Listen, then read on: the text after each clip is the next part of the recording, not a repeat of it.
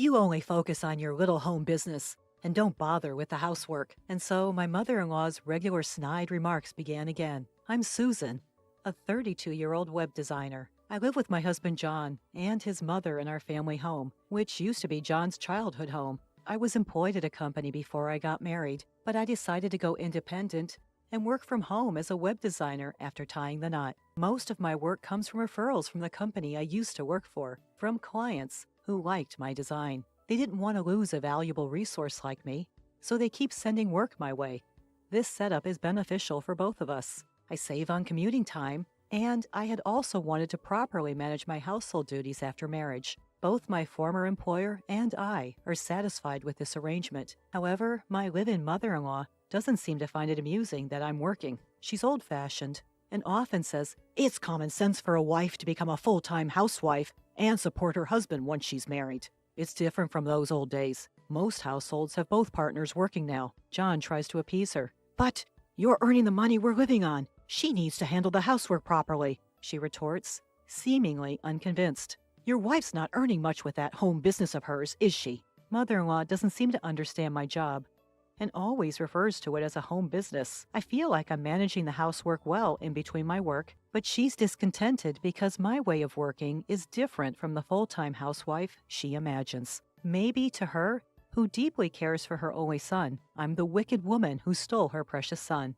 She's been throwing sarcastic remarks at me since the beginning of our marriage. She seems to dislike everything I do. John told me that she's been relying more on him since his father passed away about 5 years ago. While he does seem annoyed, he also seems happy to be needed by his mother. Our home, situated in a residential area, was purchased by John's father about 30 years ago. The remaining mortgage was paid off with his life insurance, and the house is now in his mother's name. It's just the right size for the three of us, and it even has a room for me to work in, which is a big help. My mother-in-law has been living here for 30 years and seems to have many friends in the neighborhood who often come to visit. When her friends come over, I have to interrupt my work to serve them tea and snacks. When these women of her age gather, they often start talking about the issues they have with their daughters-in-law. My daughter-in-law always runs back to her parents' house at the slightest issue. She's here only about half the year. My daughter-in-law spends money like water. My son is having a hard time. We even had debt collectors coming. It was terrible. Listening to these conversations from my workspace, I can't help but chuckle. They're all trying to outdo each other on how bad their daughters-in-law are. They never have anything good to say about them. The daughter-in-law here is amazing, managing both her work and the housework. When one friend praises me, my mother-in-law doesn't seem pleased. She's not doing anything great with her work. It's just like a little home business. I wonder how much she's earning. Huh, she intentionally says it loudly enough for me to hear. Really? My daughter-in-law spends all the money she makes from her part-time job on herself, one friend shared. In response, another friend said, "The money my wife earns is hers, and the money her husband earns is for all of us." Everyone burst into laughter at this. "Things weren't like that in our day," my mother-in-law began, launching into one of her usual tales. I put on my headphones to drown her out. I've heard these stories countless times and am tired of them. Even worse, they often disrespect modern wives, and I can't bear to listen. I block out the outside noise and focus on my work. One day, John announced he wanted to get a new car. "I've been thinking about getting a new car. Is that okay?" he asked casually during dinner. "Why do you need your wife's permission to buy a car?" my mother-in-law snapped. John hurriedly tried to placate her. "Well, it's a car for all of us.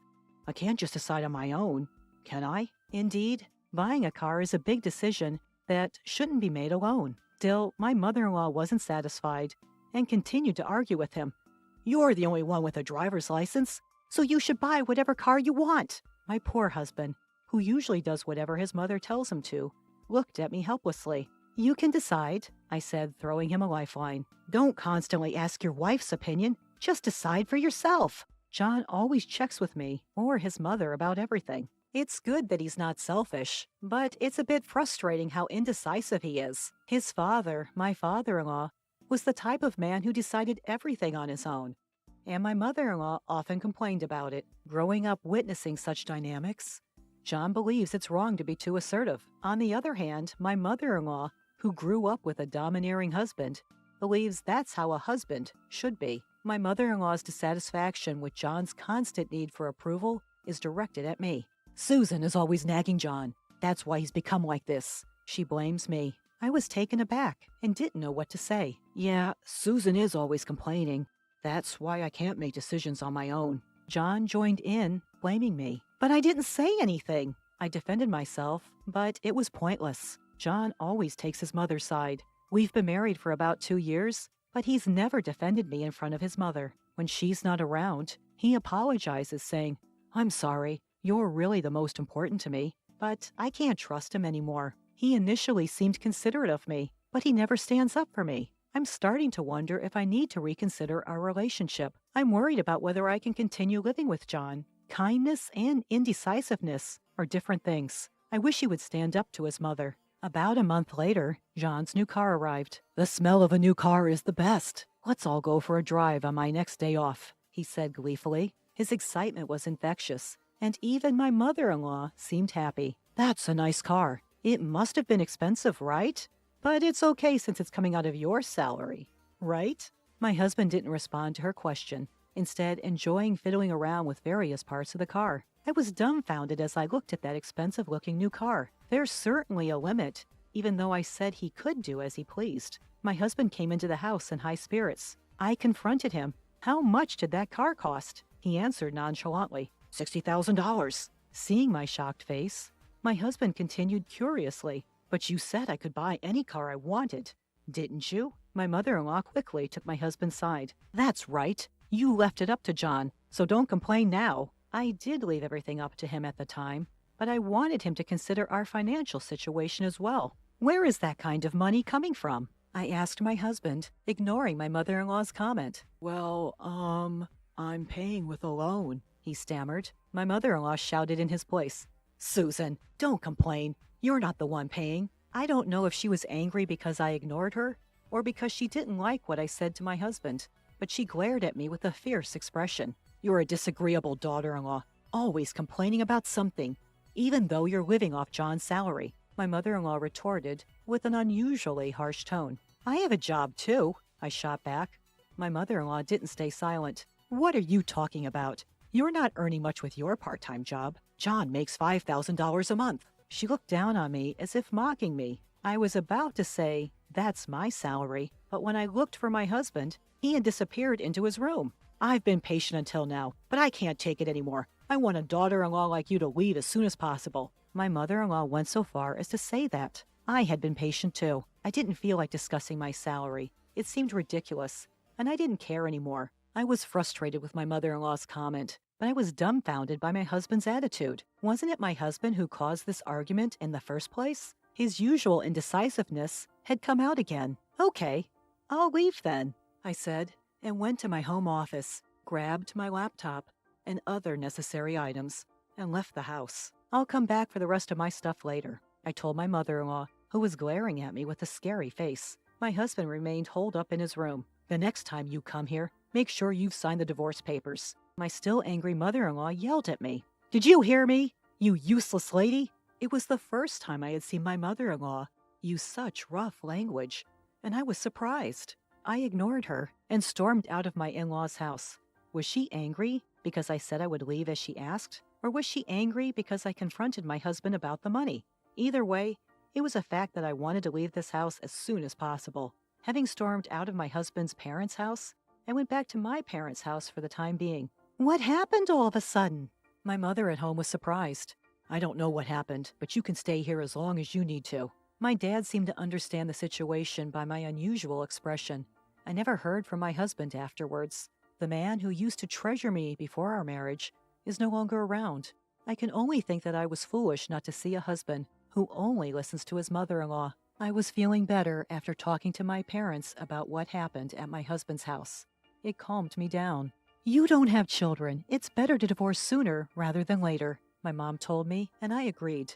I have a job, so I wouldn't be inconvenienced in my life. On the weekend, my father helped me move my belongings out of my husband's house. My husband was nowhere to be seen, and my mother-in-law didn't appear from her room. I called out in front of my husband's room. "Thank you for everything. Could you sign the divorce papers?" I slid the divorce papers under the door. "I've signed. Is this okay?" A curt voice of my husband came from behind the door along with the divorce papers. I was sad that our marriage ended in such a way. Without saying anything to my mother-in-law, I left my husband's house. It was a house where I had lived for about 2 years, but I didn't have many good memories. I went straight to the city hall and submitted the divorce papers. I wanted to settle it quickly if it could be done with a piece of paper. After the divorce, I stayed at my parents' house and continued my work there. I was thinking of renting a room and living alone, but my mother told me, "Please, stay here for a while.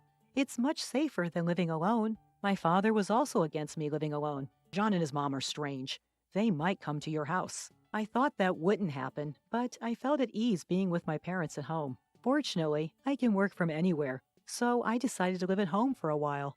About 2 months had passed, and I had almost forgotten about my ex-husband and ex-mother-in-law when a call came from an unknown number. Who could that be? Maybe it's a wrong number. Thinking that, I didn't answer the call. However, the calls kept coming. Reluctantly, I heard my ex-husband's voice. "Why didn't you answer the phone sooner?" He seemed quite flustered. "Well, it's an unknown number, and besides, we're not related anymore, so I'm going to hang up." As I was about to hang up, he quickly said, Wait. I can't connect my smartphone." "Why is that?" He sounded desperate. "I wouldn't know. You should check with your phone company."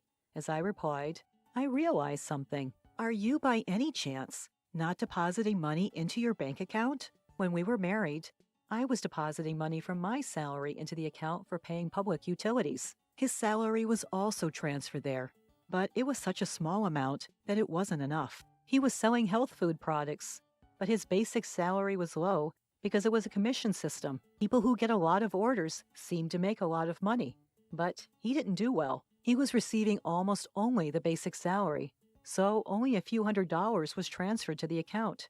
I had been depositing money into the payment account at the end of every month, but for the past 3 months, it was only his salary. The argument about the car and me leaving the house was in the middle of the month. The payment for that new car might have already started. My ex-husband on the other end of the phone fell silent. "I've been managing all this with my own salary. From now on, you'll have to figure it out on your own," I told him. I wanted to say, "Serves you right," but held back and hung up the phone. My ex-husband probably never told his mother how much he earned. His mother didn't realize that ever since our marriage, we'd mostly been living off my salary. John must have been too embarrassed to admit that he earned less than his wife. I've heard that utilities like electricity and water are not easy to shut off. The first thing that gets cut off is usually the cell phone service, I learned. A few days later, on a quiet weekend morning, the doorbell at my house rang loudly. When my dad answered, he was arguing with someone at the front door. "We have nothing to do with you anymore, so leave."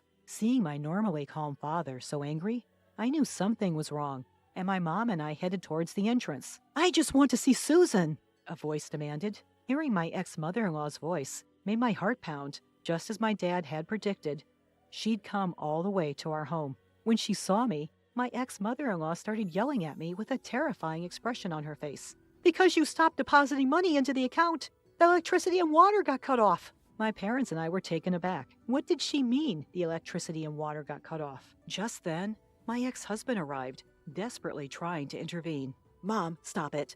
This has nothing to do with Susan." But my ex-mother-in-law shook off John's hand and continued her tirade. "John makes $5,000. Why would the electricity and water get cut off?" "You're mistaken. I'm the one who makes $5,000. I corrected her, finally able to share what I hadn't been able to say before. My ex-mother-in-law looked surprised at my words, then turned to John. "That's right. It wasn't my salary. It was all Susan's," he admitted, his shoulders slumping. "Huh? How can you earn so much with a part-time job?" My ex-mother-in-law looked at me as if I was a fox who had tricked her. "I've told you before, it's not a part-time job. It's a real job," I replied. The color drained from my ex-mother-in-law's face. "How much does John make?" she asked, her voice barely a whisper. "About $500 net," he answered, his voice almost disappearing. There was a moment of silence. Then my ex-mother-in-law said something unbelievable. "Susan, can't you come back? The whole leave us thing was a joke." She begged with a low posture, reminding me of someone trying to butter me up. "What are you talking about? I'm divorced. I have nothing to do with you two anymore." Even though I firmly declined, my ex-mother-in-law continued to plead in an overly familiar way. "You can just remarry John.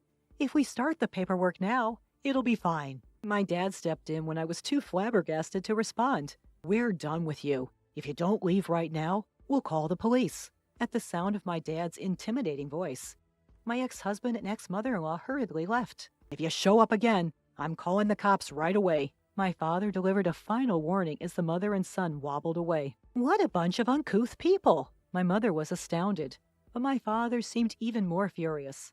"I'm glad you got out of that marriage, Susan." A while after that incident, I got an update about the ex-family from one of John's friends. In the end, John had sold his family home and land and moved into an apartment with his mother. The new car he barely used had been sold too, and the proceeds from the land sale had gone to pay off the remaining loan. He'd cleared his debts, but instead of settling down to work, John had blown all his money on gambling. Having squandered the money from selling his family home, he'd disappeared without a trace. His mother, left behind, had developed dementia and been placed in a care facility. I'm doing well in my job now and living alone. I've recently started dating a man I met through work. He's understanding about me being divorced and is very dedicated to his job. He's definitely not the kind of guy who relies on his wife's money to make expensive purchases, like John was. We're not engaged yet, but we both feel like we could marry each other.